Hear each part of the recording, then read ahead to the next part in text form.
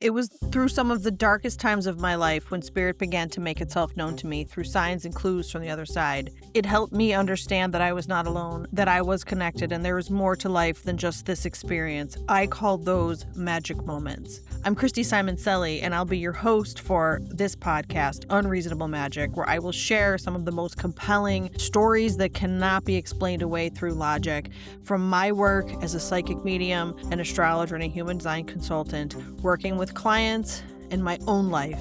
Please join me for the magic. Hello, everybody, and welcome to Unreasonable Magic. This is episode 4, and I am Christy Simon Selly. I am your host. This episode, we're going to talk with a dear friend of mine who's been my friend since I was a small child, Holly Dom. But every episode invites you to bring an open mind. We're going to have some authentic and meaningful conversations. Holly and I are going to talk about some of the cool things that we have been through together. She's witnessed a lot of weird stuff and helped me with some things. And as always, hopefully we'll share some wild, funny, and heartwarming stories. So without further ado, I will welcome Holly to the podcast. Holly is here because, as I said, we've been friends since I was very small, and she was very small too. We've known each other through several last names. This is kind of what it was coming to me as I was putting these notes together. We are both married to our second husbands, who are named Dave, and we also both have twins that are boys and girls. We also have a lot of Gemini in our charts. So yeah, Holly, say hello. Tell us all about you. Oh, all right. All about me. Let's see. As Christy said, we have been together through marriages, divorces, Twin partnership. remarriages, Yeah. children. I am married to my second husband, Dave. We have almost 17-year-old twins, a boy and a girl. And as many of you know, and Christy knows, the teenage years are maybe some of the worst. So we're going through getting licenses and first jobs and talking about college. So we're pretty busy with that. Yeah. And I am the stepmom of Yes. Dave's 2 older children. So we Another are, thing we have in common, being a yes, stepmother to other Dave's children. exactly. Um, so we have a 20, just turned 29-year-old and a will be 25-year-old as well, who are both on their own. And I am the owner of my own business. This is what I do. It's called MedCell. And when people ask me, what do you do? Even my own mother still says, when my friends ask me what you do, I don't really know. So I would say as a general term, I'm called a consultant, but it's really not that. Other businesses, small to medium sized businesses usually, who sell any sort of products or services into the healthcare space will hire us, and we make phone calls or we do outbound prospecting on their behalf to figure out where there's business to be had for the products and services that they offer. So it's a lead generation service, really. And we've been doing that for about 18 years now. Ah, So, so, yeah. okay. Also, I just want to say, commenting on the twin thing. So, for those who don't know, we got a puppy recently, Benny, we call him. And Benny is like, brings all the children to my yard. So much like the milkshake. Benny brings all the children to my yard. So my neighbor, who I had not met before, has twins that are 3 almost, and then a 4-year-old. So yeah. So if you feel like the teenage years are bad, I was like, I remember this. My twins are 25, so I'm like, I remember this. I did want to comment because I like to add context for those who understand such things. Holly is a Gemini sun. She has a Cancer moon and a Virgo rising. I say all that because I always am like, my friends who I'm closest to have a lot of resonance with each other. So I have a Cancer rising to her Cancer moon. I have Gemini moon to her Gemini sun. A lot that is similar in terms of our energies. So I think that's part of why we get along. She also has Venus in Aries. So she would love someone like me because I am an Aries. Her husband is an Aries. And so these are the kinds of things Holly's going to love. And as I'm listening to Holly talk about her business, Holly, first of all, has Uranus in the second house. And for those who don't know what that means, that would be the innovator in the money house. So Holly will do better making money for herself, doing things in non-traditional ways. But also the business, you said it's been 18, 19 years? Yeah, the kids will be 17, and I started it when I You was were still pregnant, I pregnant remember. with Yeah. them. So So about 18. you and I should talk later because your business is having what we call a nodal return. So basically, at 18 years, so like as an astrologer, I listen to numbers. I'm like listening to say 29. So your older stepdaughter is having her Saturn return. So she's going to go through something this year.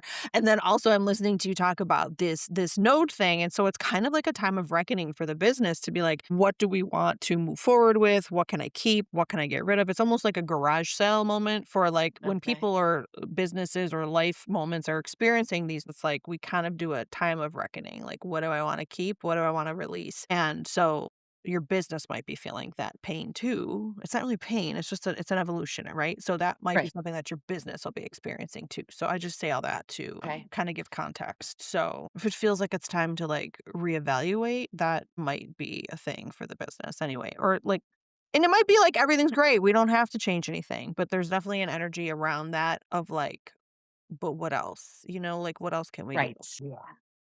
Anyway, Yeah. so sidetracking, there's me, that's what I do. That's my special skill is, like, totally going off track. So, I mean, and we've known each other since we were, like I mean, I literally was, like I think it was pre-training bra, like, I've known you this long, like, I I was think 9 yeah, or 10 when we met because we we didn't met go to the same elementary school at first, but I came once a week for to your sale. elementary school, Yeah, yes. for So that sale. was 4th grade, I think, Yeah.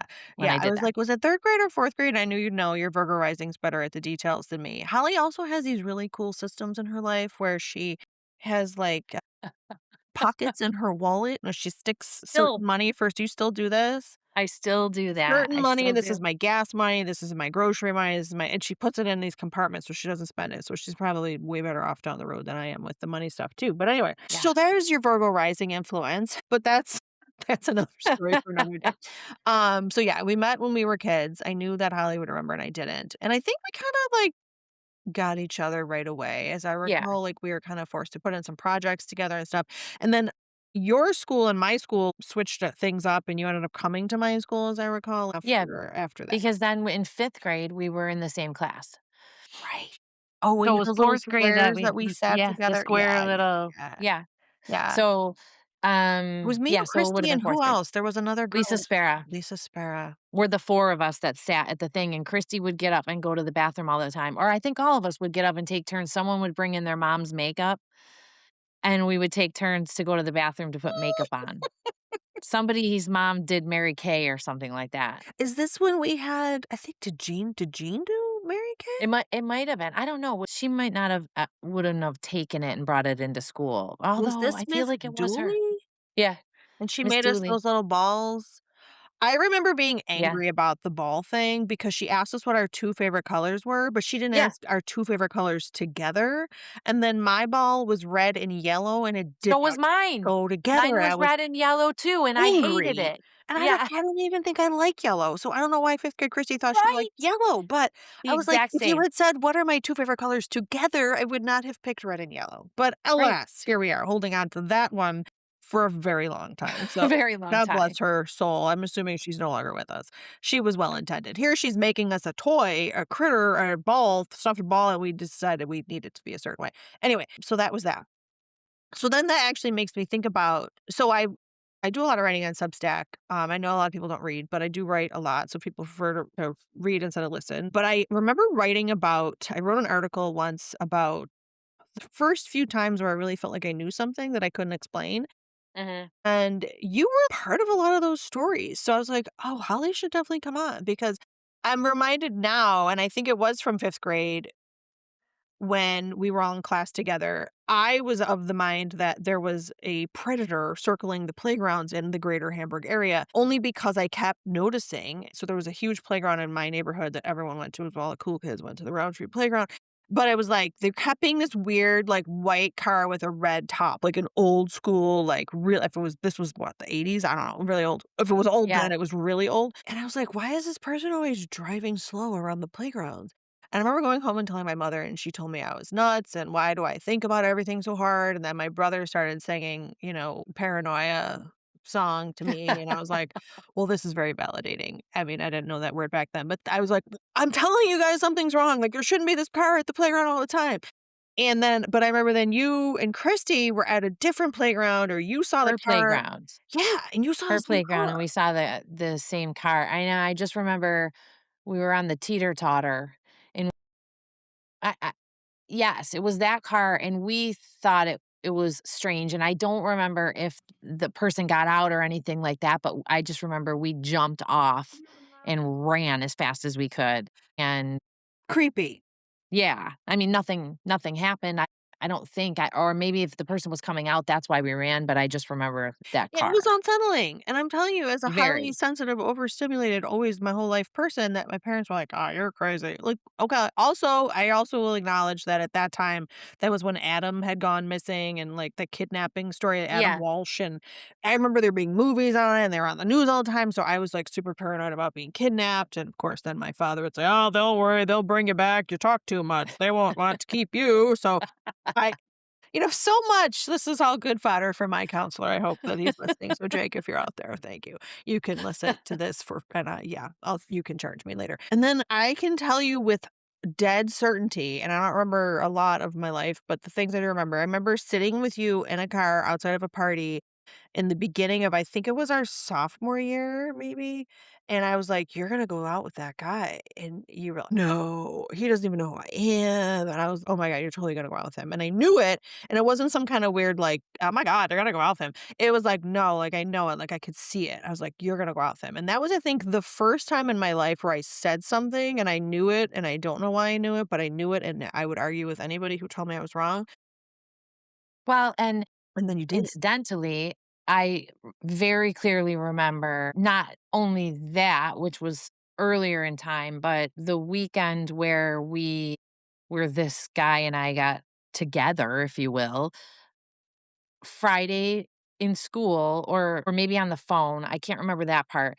You said as a joke, I said, "Oh, I'm going with Kathleen to a party on Saturday," and you said, "I think this is gonna be it. This'll be let me know if you hook up with so and so." And I was, "Yeah, okay. He's a senior, I'm a sophomore. I've never spoken to him before." I mean, this isn't a guy that I was friends with, and so it would've and that you could have The said, "Oh, I can see connections that you have a felt like chemistry or yeah, something." yeah. Yeah, like, we didn't talk. He didn't I mean, I just looked at him and told all my friends that I was in love with him.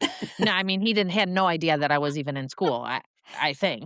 And then you did actually date for a while, as I For recall. I went to his senior prom with him. Exactly, there you have So, it. I mean but so you had said that, and then that Friday, leaving school or after school, you were like, "Okay, well, if you see so and so, then, whatever." You made a joke about it, and I went, saw him at a party, we ended up talking all night, and we got together. And I Happy remember days. calling you and being like, I don't know how you knew that." Nobody nobody does. This is the thing. But it's like we all have these moments where we know stuff, we don't know why, but that for me was, like, Yeah. the very first time that I can remember, like, anchoring it and being like, "Yeah, totally a thing," right? So, See, yeah. and I thought you were just being nice to me, trying to boost up my ego, like, "You're gonna end Oh, up I'm with sure I him. You're gonna" was doing that too, and maybe I planted the seed that encouraged you to be like, "Oh, here he is. I'm gonna Maybe. talk to him now. Give me another Zima, and I'm gonna go talk to everybody. Yes, I am. One more Zima." Yeah, so that's always been nice and validating. I also think too, as a person who's been doing this stuff long enough, that certain people bring out different things in you. Like, when I'm around I have a friend who I love dearly, and when her husband is around, I always see people around him, and I don't try to, and I'm not looking for it, but they're always there. I'm like, "Damn it." And I will just say for those who wonder, as a medium, I don't walk around Wegmans seeing dead people, like, that's not it, like, I don't see them everywhere, I usually have to be tuned in or trying or set my intention to do so. I learned that the hard way when I first was starting because they will show up if you don't have some filter, but this guy in particular, no matter what happens, I'm like, "There they are again." Not trying to do it, but this is also why I don't really drink anymore besides all of my bodily reactions to alcohol, but when I drink, they come out. I see them constantly, and I know this happened to us. We were away for a Bills game, and, In we were Baltimore. out, and I somehow or another, Christy decided this would be her day to start drinking, and, it was blackberry cider, as I recall, which to me Oh, felt it was sounded cider, yeah. sounded quasi-healthy, so I was like, "Well, maybe that won't be so bad for me. I haven't had that, so let me try that out and see what happens." But then we were sitting talking to I think your neighbors were there and some other people I My didn't name know, Yep, and then there was a mhm. guy neither of us knew, but it was connected to someone else, and I'm like, "There's a man standing with him."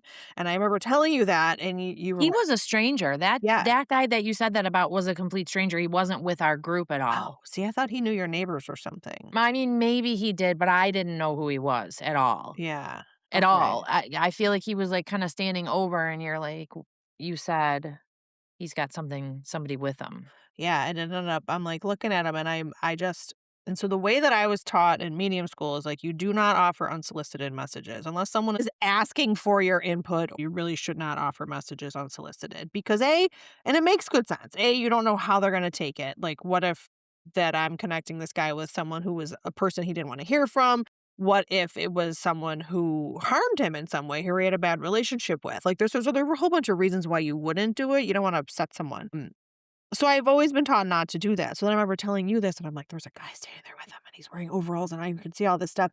And you were like, "You have to tell him." I'm like, "I can't. They told me not to tell him, and I don't know. This could upset him." And I remember I got up to go to the bathroom, and I came back, and you're like, "Well, I asked him, and he's cool with that. So if you want to tell him, you can tell him." And I'm like, "Oh my god!" But I did end up telling him, and it ended up being really helpful for him to hear. And so I will I say feel that like I'll. he said it was his grandfather. First of all, I did not go to medium school, so I did not So your learn, rules of nor ethics did I don't count care that I because shouldn't tell this guy that. Because in my mind, I'm like, if somebody sitting near me saw someone with me, I would wanna know, not yeah. thinking through all the logical things that you just said of why you might Yeah. not wanna tell a person. But I was like, "Hey, I'm not sure if you're open to this, but my friend over there, she sees dead people, and there's someone with you." There's a guy who'd like to talk to you.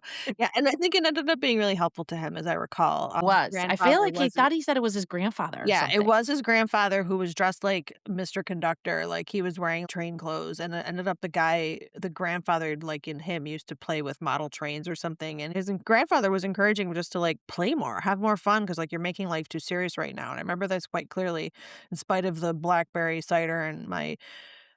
Anyway, but I do remember that, and so which always begs to me, like, I've also had people sit down for a reading, and people come through and they don't wanna hear from them. My big argument always, and this is for anybody out there who does this work, are we working for the spirit people, or are we working for the people who we encounter? And Right. I have come to realize too that sometimes spirit knows better than us. I mean, Mhm. mostly always. And so if they step forward, there's probably some reason why they need to hear something or not. But I always treat it gently because you don't know. But if it Right. really is persistent, I will just at this point I'll just ask someone.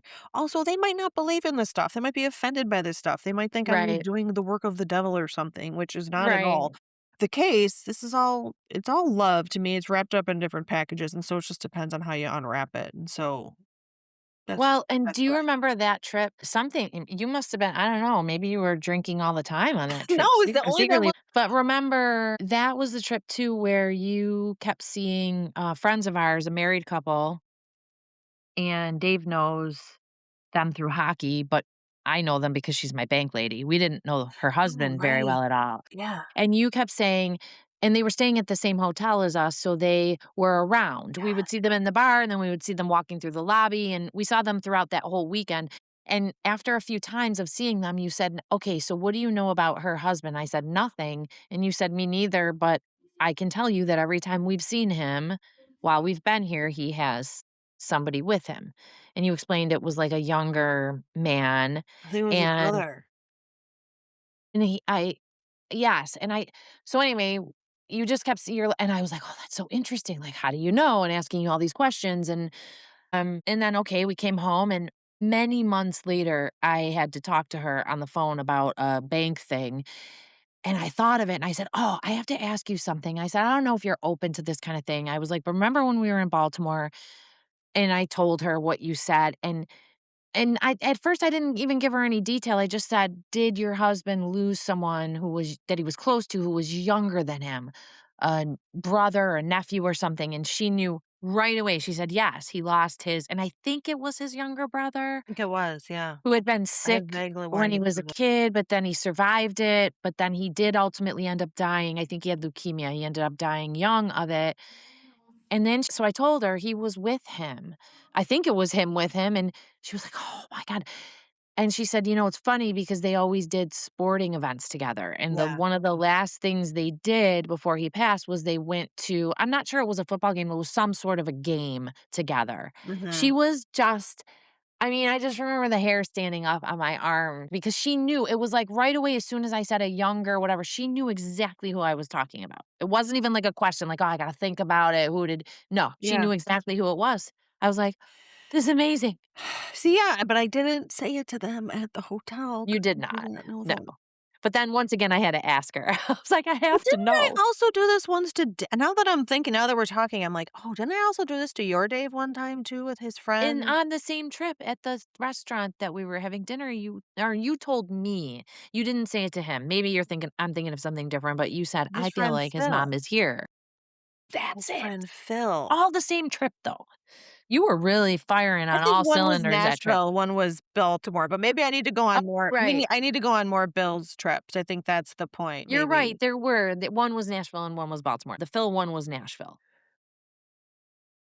Which I'm just thinking about, like, we always, when I've gone to see, like, really famous mediums, they always do something in the beginning of the show to get everybody jazzed up. Like, they play the Star Spangled Banner, or they play, like, they'll make everyone laugh or play comedy reels or whatever. And that elevates the energy of the room, and it's so much easier to connect when the energy is higher, and that is what it is when we're on a Bills trip. Everybody's excited, Yeah. you're making friends with strangers, everyone's like, "Hey, go Bills," we're all happy, happy, so maybe I do, I need to go on more Bills trips and do that kind of a thing, but, yeah, I forgot about all those things actually until you just mentioned them, I but did too, I forgot about the Phil. What did you said that you thought he was there with him. yeah, we were standing, like, waiting for our table or something, and I just was like, "You guys know Phil or somebody with a P name?" I'm like, "I don't," and your A Dave P was like, name, and I and don't then think you described him as the guy that looked like flock of seagulls, I think is what yes, you said, or something. and You I think compared him that to someone. your Dave does not like it when I go this way, so, like, I have to try not to do this around your Dave. My Dave doesn't really love it either. I don't know, he just doesn't say anything, but yeah. Yeah. So these are the unsolicited messages that come up, things that arise, and this is why I don't really drink, and because they will come out more.